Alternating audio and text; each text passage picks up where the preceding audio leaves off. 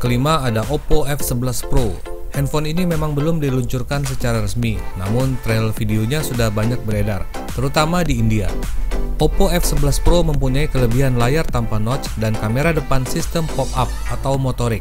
Spesifikasi utama dari Oppo F11 Pro ini antara lain layar 6,53 inci IPS LCD Full HD+, prosesor MediaTek Helio P70 dengan fabrikasi 12 nanometer, GPU Mali G72 MP3, RAM 4 dan 6 GB dengan pilihan storage 64 dan 128 GB. Kamera utama dual cam 48+5 megapiksel, kamera depan 16 megapiksel, micro USB 2.0, baterai 4000 mAh dengan fast charging, dan terakhir Oppo F11 Pro ini akan dibanderol dengan harga sekitar 5 jutaan. Kelebihan Oppo F11 Pro antara lain layarnya yang tanpa notch, kamera besar 48 megapiksel, baterai besar dengan fast charging.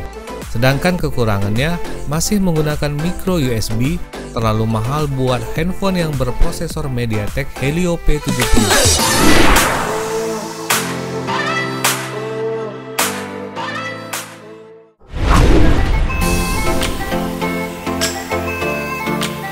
Yang keempat ada LG K40.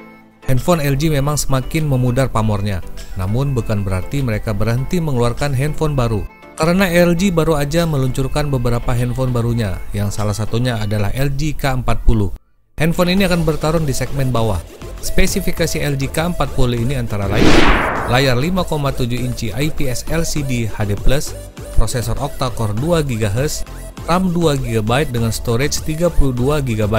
Kamera utama 16 megapiksel, kamera depan 8 megapiksel, micro USB 2.0, baterai 3000 mAh tanpa fast charging, dan harga diperkirakan sekitar 2,9 jutaan. Kelebihan dari LG K40 ini antara lain bodinya yang compact dan sudah Android Pie. Sedangkan kekurangannya masih single kamera, RAM-nya yang kecil, dan harga terlalu mahal dibandingkan dengan speknya.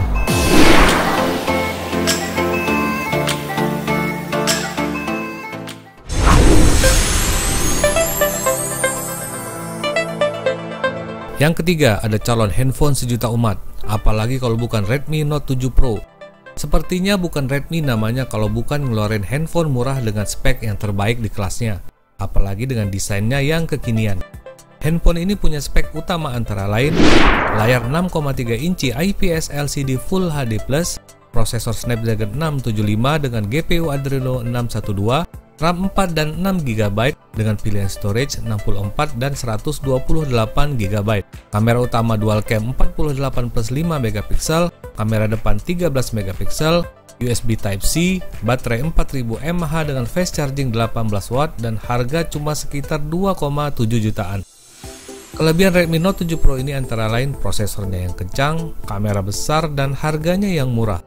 Sedangkan kekurangannya masih belum tahu kapan dijual secara resmi di Indonesia, dan desainnya yang monoton seperti handphone Redmi lainnya.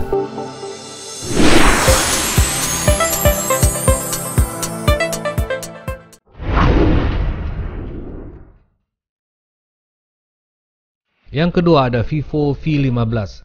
Selalu berhadapan dengan Oppo, Vivo baru aja meluncurkan Vivo V15 dengan layar tanpa notch dan kamera motorik sama seperti Oppo F11 Pro. Namun, Vivo berani ngasih harga lebih murah walaupun nggak terlalu jauh. Spek utama dari Vivo V15 ini antara lain layar 6,53 inci IPS LCD Full HD+, prosesor MediaTek Helio P70 dengan GPU Mali G72 MP3, RAM 6 GB dengan storage 128 GB, kamera utama triple cam 12+8+5 megapiksel, kamera depan 32 megapiksel, micro USB 2.0, baterai 4000 mAh dengan fast charging, dan harga cuma sekitar 4,3 jutaan. Kelebihan Vivo V15 antara lain RAM-nya yang besar, triple kamera, perlindungan layar Gorilla Glass 5.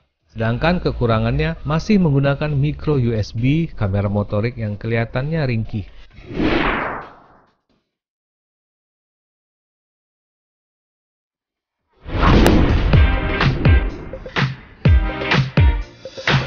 Dan yang pertama ada calon handphone murah terbaik tahun ini, yaitu Realme 3. Baru aja diluncurkan, Realme 3 ini sudah banyak mendapatkan perhatian, dan tentu saja karena harganya yang murah dan spek dan desainnya yang wah. Walaupun handphone pendatang baru, namun belakangan Realme selalu mencuri perhatian dunia smartphone.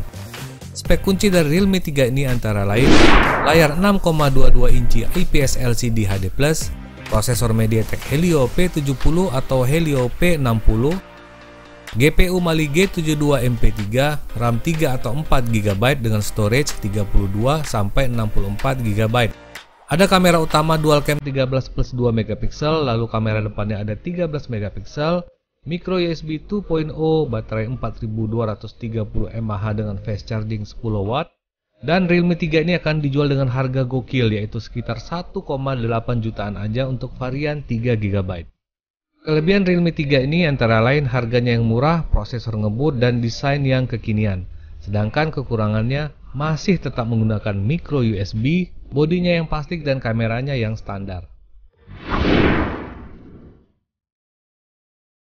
Oke guys, itu dia tadi 5 handphone terbaru di bulan Maret ini. Semoga bisa jadi pertimbangan buat kamu. Yang penting nabung aja dulu, biar bisa beli cash, nggak harus kredit. Assalamualaikum warahmatullahi wabarakatuh.